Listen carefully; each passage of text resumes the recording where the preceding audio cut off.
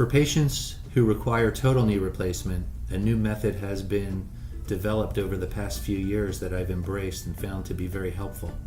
Traditionally, when placing a total knee replacement, which is a type of resurfacing of the end of the bone, if I take the implants off of this model, and this is a model of the leg bone, we generally shave the edges of the bone and put the cap on the end of the bone, and the cap fits exactly. In order to make these cuts, we used to make a hole in the bone and put a rod in the bone that gave us a reference point to making these cuts.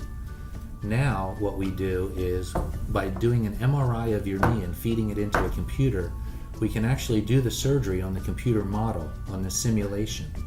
And the computer will then build devices that latch onto your bones when we go into the surgery and allow us to make the cuts without having to make the holes in the bone. And this is a model of a thigh bone. And this would be somebody's thigh bone that actually was reformed from making an MRI model. And what they do is they then make this device. This is what comes to the surgery.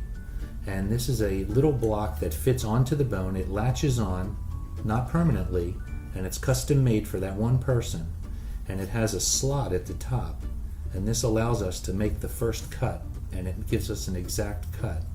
And from there we have a jig that fits on and allows us to make all the other cuts, so this fits on perfectly without having to make the hole in the bone.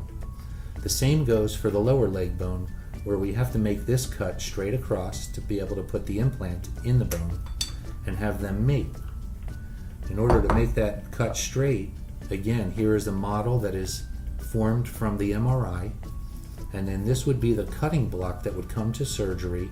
It fits on that person's bone exactly, leaving a little slot from which we can make the first cut to make that flat cut. And this gives us perfect alignment of the implants and perfect sizing. So it helps reduce the surgical time, reduce the bleeding, and gives us a better fit, and therefore a better result for the patients who need total knee replacement.